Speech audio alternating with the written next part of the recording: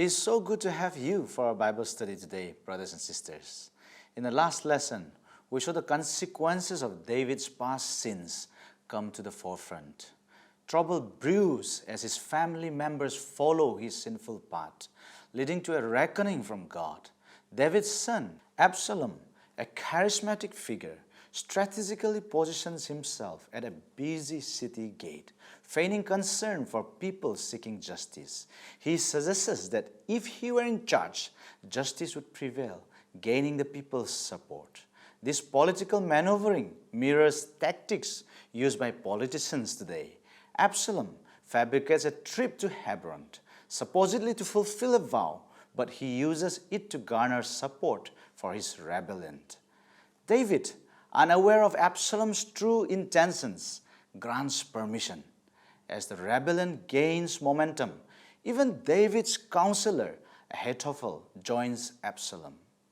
David, realizing the seriousness, flees Jerusalem, not wanting to witness his beloved city's destruction, which he sees as God's judgment. David's loyal followers, like Ittai the Gittite, accompany him into exile, demonstrating unwavering loyalty.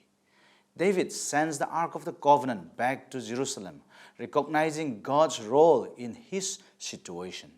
David learns of Ahithophel's involvement and prays for God to thwart his counsel.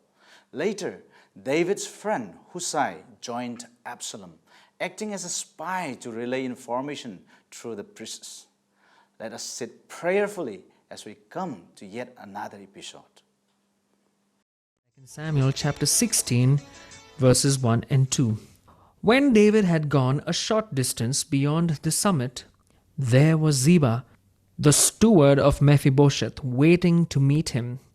He had a string of donkeys saddled and loaded with 200 loaves of bread, 100 cakes of raisins, 100 cakes of figs, and a skin of wine. The king asked Ziba, "Why have you brought these?" Ziba answered, "The donkeys are for the king's household to ride on. The bread and fruit are for the men to eat, and the wine is to refresh those who become exhausted in the desert." You recall that Mephibosheth was Jonathan's lame son. Because of David's great love for Jonathan, he cared for Mephibosheth. Verse 3. The king then asked, "Where is your master's grandson?" Ziba said to him, "He is staying in Jerusalem because he thinks, 'Today the house of Israel will give me back my grandfather's kingdom.'" Then the king said to Ziba, "All that belonged to Mephibosheth is now yours." "I humbly bow," Ziba said. "May I find favor in your eyes, my lord the king."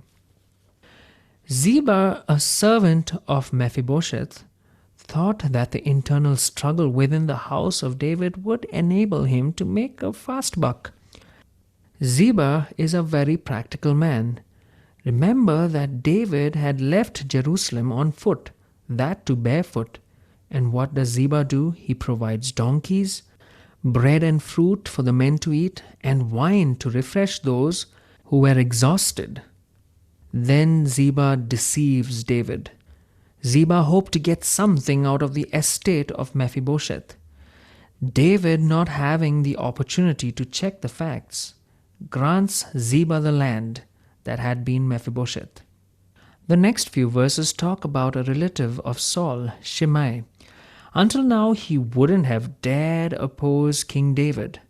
Now that David is at a time of weakness and on the run from Jerusalem, Shimei takes the opportunity and curses David. Let's read verse 5.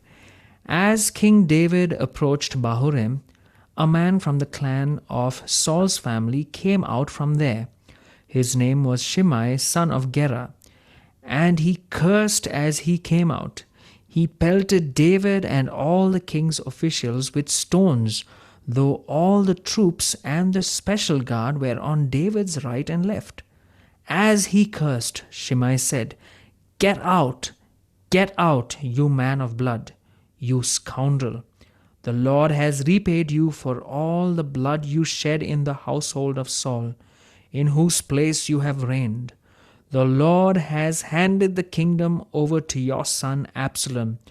You have come to ruin because you are a man of blood."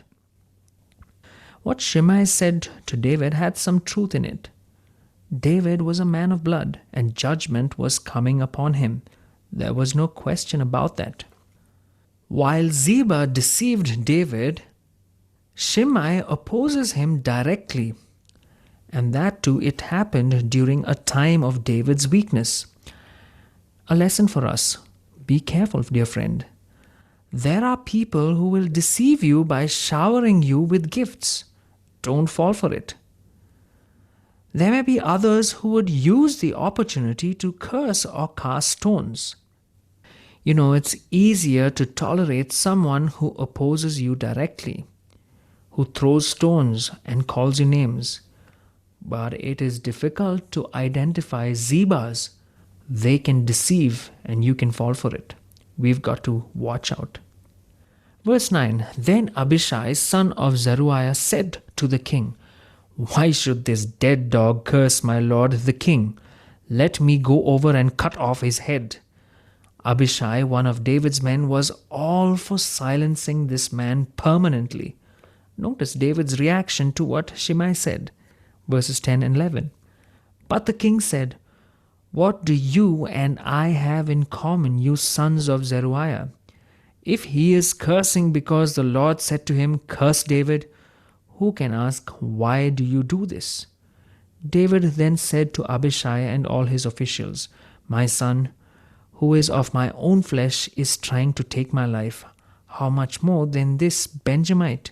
Leave him alone. Let him curse, for the Lord has told him to." David was saying, "I really don't mind this outsider cursing me. I do not want to take revenge on him. The thing that is happening to me is the judgment of God. What disturbs me is that my own son Absalom, is leading a rebellion against me." Now let's get back to Jerusalem with Hushai as he offers his services to Absalom. If you remember, Hushai remained loyal to David. He is now approaching Absalom as a spy. Verse 15. Meanwhile, Absalom and all the men of Israel came to Jerusalem, and Ahithophel was with him. Then Hushai the Archite, David's friend, went to Absalom and said to him, "Long live the king, long live the king." Absalom asked Hushai, "Is this the love you show your friend? Why didn't you go with your friend?" Absalom is surprised that this trusted friend of his father's did not go with him into exile. Verse 18 and 19. Hushai said to Absalom, "No, the one chosen by the Lord, by these people, and by all the men of Israel, his I will be, and I will remain with him. Furthermore, whom should I serve? Should I not serve the Son? Just as I served your father, so I will serve you." Hushai is saying that the man whom God and the people chose will be his man, although he is secretly planning to spy for David. Let's leave Hushai for the moment and now take a closer look at Ahithophel. Verse 20. Absalom said to Ahithophel, "Give us your advice. What should we do?" Ahithophel answered, "Lie with your father's concubines, whom he left to take care of the palace. Then all Israel will hear that you have made yourself a stench in your father's nostrils, and the hands of everyone with you will be strengthened." So they pitched a tent for Absalom on the roof, and he lay with his father's concubines in the sight of all Israel. Ahithophel advises Absalom to do an abominable thing, but it has great significance for Israel. Absalom's act was a coarse and rude declaration that David's rights had ended and that everything he owned now belonged to his son. Remember, it was on the same roof that David cultivated the seeds of lust when he saw Bathsheba. It was also possibly Ahithophel's way of avenging David for defiling his granddaughter Bathsheba. Now, how do I get this information? Listen to these two verses, 2 Samuel chapter 11, verse 3. And David sent someone to find out about her. The man said, "Isn't this Bathsheba the daughter of Eliam and the wife of Uriah the Hittite?" Now another verse, 2 Samuel chapter 23, verse 34. Eliphalet, son of Ahazbai the Maachathite, Eliam, son of Ahithophel the Gilonite. Now, Eliam was the father of Bathsheba. He was mentioned on David's honor roll of brave men in chapter 23. And his father was Ahithophel, David's chief advisor. And Uriah was Bathsheba's husband. And he too, Uriah, was mentioned in the honor roll of David's courageous men. David's sin against Bathsheba is all the more wicked when you realize the people he had offended, the ones closest to him. Ahithophel, David's chief advisor. Eliam, Uriah were David's trusted men who protected him. Imagine the betrayal these men would have felt when they discovered their king, the one they looked up to, the one they sacrificed their time and life, now betraying them. David used his influence and power to commit this wicked act, and these men may have been forced to be silent, helpless spectators to this sin. Now you can understand why Ahithophel would have seized the opportunity with Absalom to retaliate against David. Verse 23. Now in those days the advice of Ahithophel gave was like that of one who inquires of God. That was how both David and Absalom regarded all of Ahithophel's advice. The word of Ahithophel was obeyed without question, just as if it had been the command of God. David knew that. The act of Absalom fulfilled what the Lord had spoken to David. 2 Samuel chapter 12, verses 11 to 12. This is what the Lord says, "Out of your own household I am going to bring calamity upon you. Before your very eyes I will take your wives and give them to one who is close to you, and he will lie with your wives in broad daylight. You did it in secret, but I will do this thing in broad daylight before all Israel." We now find David back in the dens and caves of the earth. What is he going to do? Absalom is going to try to win the victory over David's forces. David, however, is an old veteran and knows how to fight. Absalom is actually doing a very dangerous thing by going against his father. The tragic thing is that David loves him and wants to save him. These were difficult days for David. I'm sure by now that your heart goes out in sympathy to him. But David does not whimper or cry aloud. He says in substance, "Just as long as I know that things are right with God, I will bear these burdens that come upon me." David was a great man, friend. He had committed an awful sin. It's like a piece of art with one flaw in it. Isn't this the way many of us are? Did you ever meet one who didn't have a flaw? We all have flaws in our lives. Thank God that He will not throw us overboard because of the flaws. Let's read on. Let's proceed to chapter 17. Absalom hears the counsel of Ahithophel and Hushai, David's friend. When Absalom accepts Hushai's argument that David and his men are veterans in the field of battle and that Absalom needs reinforcements, David is able to escape and prepare for battle. As we have been following the different experiences of David, we saw first his triumphs and now we are seeing his troubles. In fact, he is really in trouble right now. David's own son Absalom is leading a rebellion against him. This was a heartbreak to the king. David withdrew from Jerusalem because he did not want it to become a scene of battle and possibly be destroyed. Instead, David left his beloved city. However, he sent Hushai back to Absalom so that he might give him counsel that would be to David's advantage. Ahithophel, who had been an advisor to David, had defected to Absalom. In chapter 17, these two advisors are giving Absalom contradictory counsel about whether or not to attack his father at this time. Let's read verses 1 and 2. Ahithophel said to Absalom, "I would choose 12,000 men and set out tonight in pursuit of David. I would attack him while he is weary and weak.